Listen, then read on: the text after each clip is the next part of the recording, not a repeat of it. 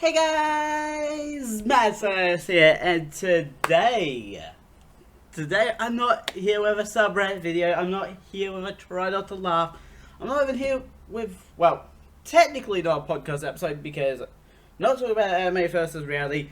I'm talking about a podcast that I did 2 years ago where it was basically me trying to explain every semblance in the world of RWBY, which I called RWBY versus Reality because that was actually based on like taking real world science and trying to put it in the world of RWBY. It's like RWBY semblance of speed. How accurate is that? Like, how fast can RWBY move compared to Usain Bolt and Yang, and how much damage she could actually take when getting smashed through pillars of concrete. Today, however, I want to talk more general RWBY world because I saw a comment on one of my old videos from RWBY vs Reality where someone had an idea of what Cobalt's semblance was from the Ting Funky episode. I'll link that in the iCard up there, up in that corner. But I would just talk about things I found interesting, things that are a bit of grievances, and some theories that I had in the past before either they were revealed or they haven't been revealed just yet. More like headcanon in a way. So, first thing I wanted to talk about is one that was confirmed. Cyan dust that you can actually see in Season 3.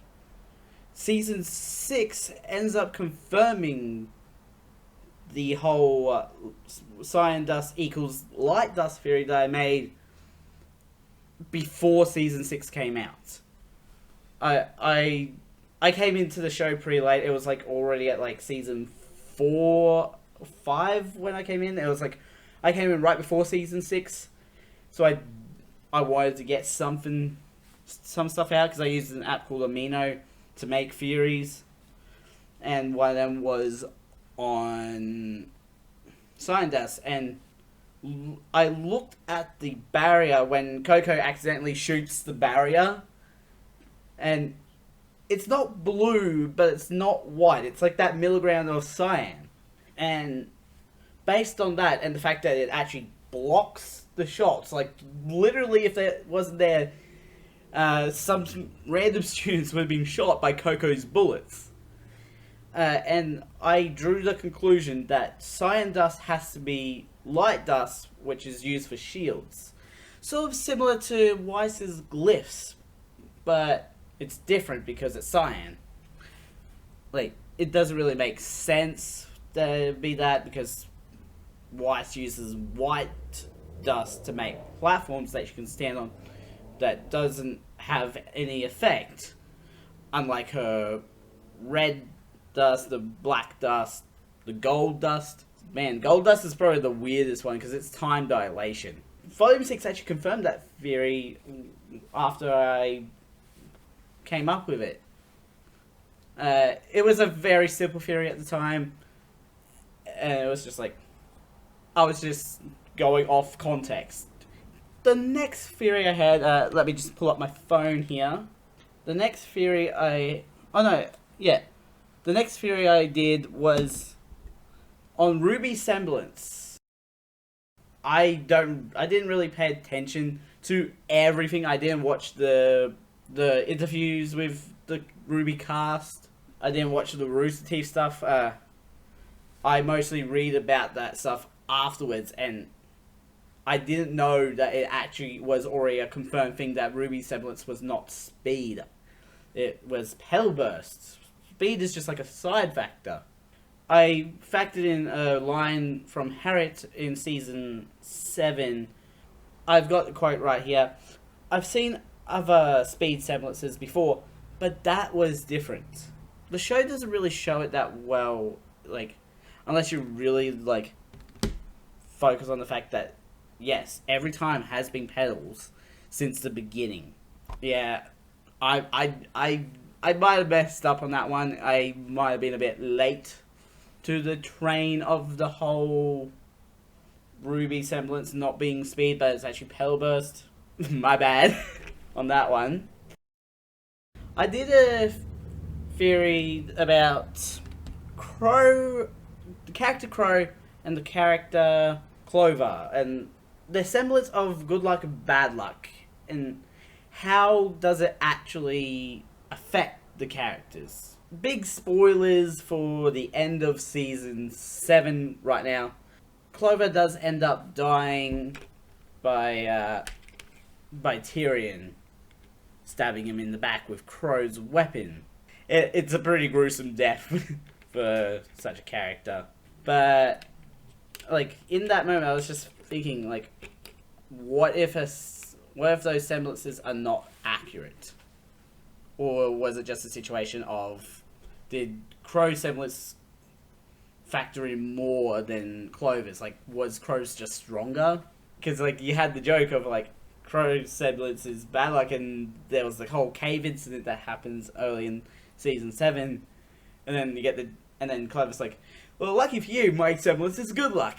For Crow, that's like a positive moment for him, because it's like, wait, there's someone similar to me, but the opposite. I feel like this one, like the theory I did was a bit more of a joke one. It was more like, what if it was actually the opposite way around the whole time? Because like, as much as Crow has had bad luck, he also he does use that to an advantage in season 4, but he does also get poisoned by Tyrion in season 4, and then he survives. As much as he says that his semblance is bad luck, what's stopping it from actually being good luck? Could his semblance just be like, he gets a massive amount of bad luck and then it balances itself back out? It's like more like a balance sort of thing. That theory didn't go down well when I wrote it up on Amino. Everyone gave me shit. Like, everyone gave me flack for writing such a theory. It just led to the joke of me just being unlucky. It was like, of myself believing I'm both lucky and unlucky. I can't do much about that. I've broken my own mind over it. So that's the origin of my unluckiness, really. Or my belief of unluckiness and luckiness at the same time. Much more recently, like a year ago, I did another theory talking about the Beacon Vault, because each one so far each vault has been underneath the schools, but Salem has searched Beacon so much and she just hasn't found nothing under Beacon that is a vault. It's almost like something is up with that. And so I wrote the theory I wrote around it is like, so the Beacon Vault contains the relic of choice. I took that to heart, and it was like, on the Beacon map, there's like a waterway that goes from, it's like patches right near the entryway of the water. It goes through the city, and then it splits off in like 2 different routes. But yeah, so I'm like, what if the river was like indicating the location, like possible locations of the Beacon Vault? I also have to note, like, it was the first one where we learnt there was 2. I know we know that like Haven has its own like junior academy, and Atlas has like the one all combined. At the time, I wrote it like Beacon and Signal are the only 2 kingdoms where we know the locations. We know the locations based on the map from season 1, and it hasn't changed that much from that. So my first thought is like I wrote multiple sort of mini theories around the beacon vault. One of them was that it was located under signal to hide the fact that there was a to hide the relic in an unknown location. Then the next thought was the river, and I thought if you follow the river, it could be locations where it could be hidden. It's like because you're sort of branching off in like different locations. It's like you have a choice of direction. But then I also thought, what if this relic is actually just located in the crossroads of the rivers, right underwater? No one would suspect a thing. It's technically a choice, which the whole relic is about. Again, this one is not really a confirmed theory. I would not be surprised if I'm actually right, because I've put out multiple possible locations, under signal, in the middle of the river, section, intersecting section, and each of the river points. For all we know, it is actually hidden under beacons so deep that no one can find it, because it is built on a cliff. I actually nearly forgot about one thing that I'm having to record this a few days later for the video, the RWBY video, and that is my own personal sort of headcanon that Ruby's mum is actually alive. The cliff area is a cliff. There's no way you can really bury a body there. And one of my friends actually told me it could be ashes in the headstone situation, which does make sense. But it does make sense when you have 3 separate characters say that that Summer Rose, Ruby's mum, disappeared. Crow says Summer just disappeared. I think Tai Yang also says that, and there was some other character that just says that Summer disappeared. There's also the fact that Summer has also met Salem, and Salem has also transformed a silver-eyed warrior into a powerful Grimm. So I honestly think that at some point we'll find Ruby's mum. Either she could be dead, alive, maybe even in season 9 when they're on the island. Could find Ruby's mum there. Never know. Or Grimmified into a really powerful Grimm. In fact, I just figured this out. What if the giant never... Oh no. It wouldn't make sense for the giant dragon to be Ruby's mum. That's a wild speculation one. Anyway, those are my theories. But I have more that I want to talk about. I want to talk about an interesting detail that I found in RWBY that's just a fun detail. Where with Haven, to be exact, season 4, and all the different villages. So I noted each of the names of the villages, and I ended up looking something called Hanakatoba, which is the Japanese study of flowers, the language of flowers in Japan. Each of the cities was actually tied to that in some way. So Shion is the Japanese name for the Asta Tataricus. It means remembrance. So I noted the flower and what it means for my post on Amino. Kurayuri is the Japanese name for the Fritillaria.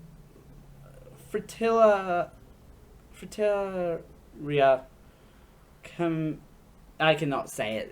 It's a really long name, but it means love/curse. Kuchinatsu is the Japanese name for the gardenia, and it means secret love. Oniyuri is the Japanese name for the tiger lily, and it means wealth.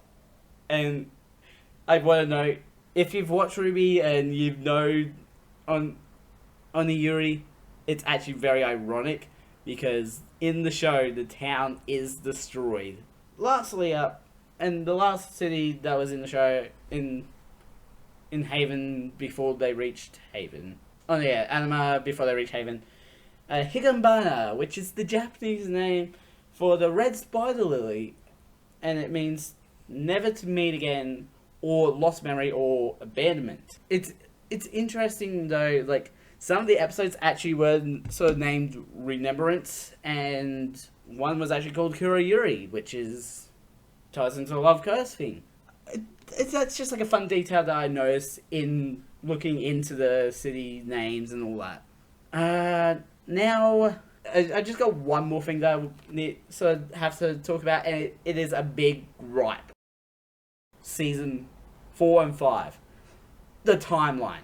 My goodness, the timeline is probably the most annoying thing in all of RWBY. Because you don't have a sense of time at all. It's like, I honestly tried to figure it out using the boat Blake takes, and like try to figure out how fast it's going, and try and figure out distance from wherever she left on Vale, like on the Vale continent to Menagerie, to be like, okay, this is how long that boat trip takes, and then like extrapolate that to from Menagerie to Haven and all that. It's like there's so like just doing that was impossible because like there's so many cuts between the characters. Like you had in season 4 you had each of the 4 characters in their own locations. Then you had Salem and her goons, like her servants, like also running around doing things, especially doing stuff off camera. Nothing made sense in terms of a timeline.